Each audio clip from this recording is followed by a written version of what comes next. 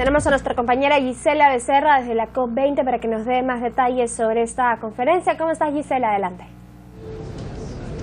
Carla, ¿cómo estás? Muy buenos días. Estamos en el quinto día de reuniones aquí en la COP20 en el cuartel general del Ejército y nos acompaña Alejandra Alaiza, ella es coordinadora de políticas y campañas de Oxfam, con quien vamos a conversar en relación a los objetivos a los que se espera llegar. Alejandra, ¿cómo estás? Bienvenida a Canal N. Cuéntanos cuáles son los objetivos y los temas claves que tenemos aquí en COP20. Muchas gracias por esta invitación. La aspiración de la presidencia peruana para esta COP implica, y la apuesta que tienen es sacar un borrador para el nuevo acuerdo que debería firmarse el próximo año en París para que rija desde el 2020, desde el año 2020.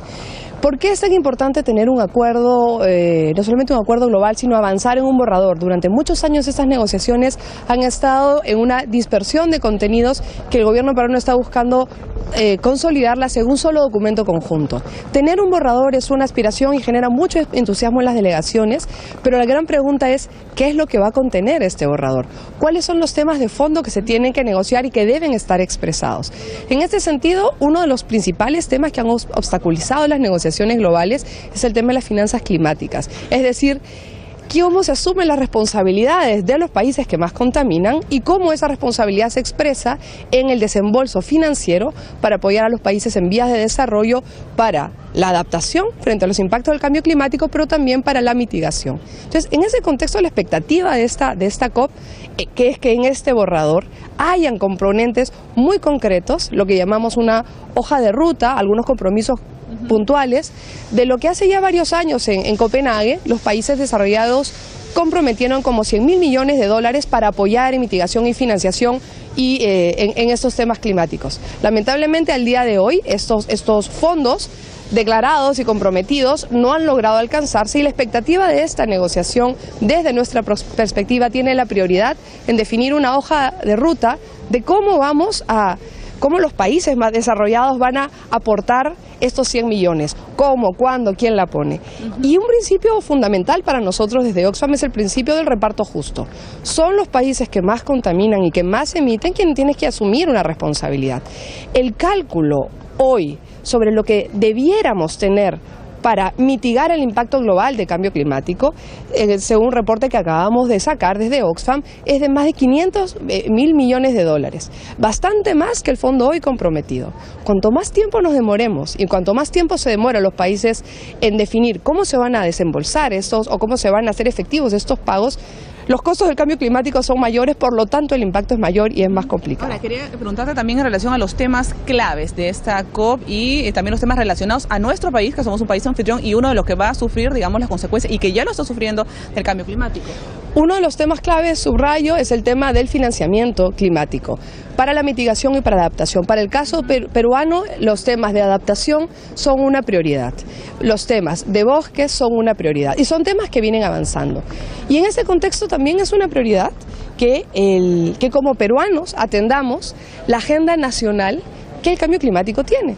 Y el día de hoy, las viudas de los 4 líderes ayénicas que fueron asesinados en septiembre por taladores ilegales en Sahueto, Ucayali, ellas están aquí en la COP y ellas están siendo voceras de lo que es no solamente el caso de Sahueto, sino que lo que es el caso de muchas comunidades que en el mundo están peleando concretamente contra el cambio climático, defendiendo sus bosques y que se enfrentan a estas amenazas. Ellas piden 4 cosas.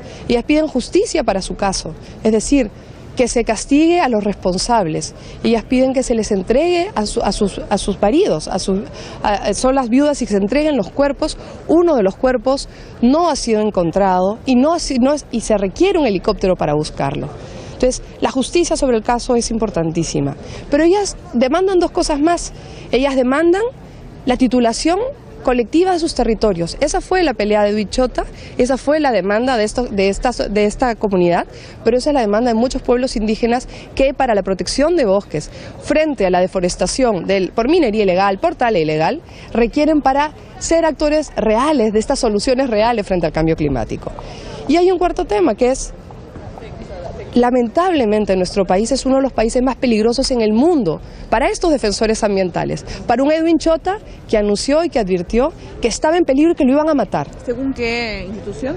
El estudio es el estudio de Global Witness que ha salido hace 2 semanas y en donde se advierte esta preocupación y la realidad de nuestro caso y mucha gente que está aquí que conoció a Edwin Chota como un líder ambiental que trabajó con muchas organizaciones nacionales e internacionales sabían de esta inseguridad y sabían del anuncio que él decía que estaba en peligro. Él fue asesinado. Sus títulos de propiedad, los títulos de los territorios están todavía pendientes, pero están pendientes para muchas comunidades que para defender los bosques requieren esta seguridad jurídica. Correcto, muchísimas gracias a Patricia, Alejandra, Alaisa te cambié el nombre, Alejandra. Muchísimas gracias por la entrevista y hay que destacar, como ha dicho ella, que a las 11 de la mañana, ¿no es así? A las 11 de la mañana hay una actividad precisamente aquí en la COP20 con las viudas de estos indígenas asesinados en Sahueto. Vamos a rezar con más detalles durante la jornada. Contigo, Carla, en estudios. Muchas gracias, Gisela, por esta información. Más detalles de la COP20 más adelante.